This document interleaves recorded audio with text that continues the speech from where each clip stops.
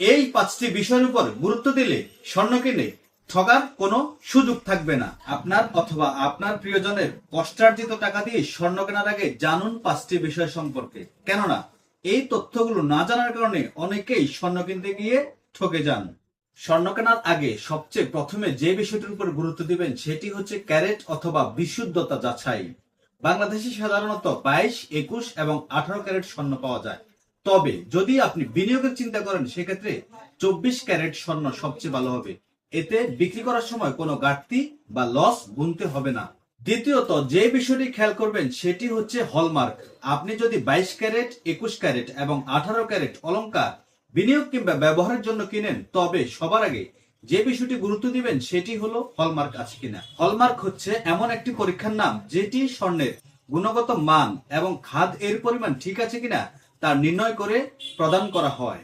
Hallmark চিহ্নটি আপনার স্বর্ণের গুণগত মান ঠিক আছে কিনা তার প্রমাণ, অর্থাৎ হলমার্ক হচ্ছে আপনার স্বর্ণের গ্যারান্টি দাতা। তৃতীয় যে বিষয়টি লক্ষ্য করবেন সেটি হলো মজুরি এবং ভ্যাট। যদি আপনি বিনিয়োগের উদ্দেশ্যে স্বর্ণ কিনেন সেক্ষেত্রে কম ডিজাইন অথবা কম নমুনার অলংকার বেশি পছন্দ করবেন, এতে মজুরি অনেকটাই কমে আসবে। 4 নম্বরে যেটি লক্ষ্য করে দেখবেন সেটি হচ্ছে আপনার অলংকারে পাথর অথবা পুঁতি আছে কিনা।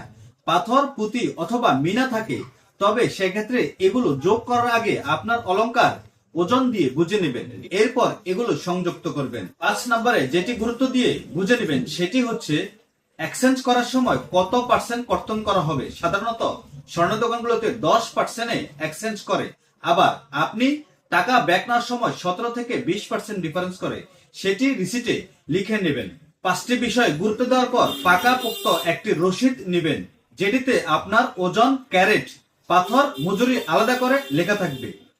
এই 5টি বিষয়ের উপর গুরুত্ব দিলে স্বর্ণ কিনে ঠগার কোনো সুযোগ থাকবে না। আপনার কষ্টার্জিত টাকা দিয়ে স্বর্ণ কেনার আগে এই 5টি বিষয় নিশ্চিত করুন। স্বর্ণের বিশুদ্ধতা আর আস্থার জন্য আপনার পাশে সবসময় রয়েছে আলিফ জুয়েলার্স। আমরা দিচ্ছি শতভাগ হলমার্কিত অলংকারের নিশ্চয়তা। তথ্যটি ভালো লাগলে আপনার বন্ধু বান্ধব অথবা আত্মীয় স্বজনের সাথে শেয়ার করে রাখতে পারেন, এতে করে তাদের স্বর্ণ কেনার আগে ঠকে যাওয়ার কোনো সম্ভাবনা থাকবে না।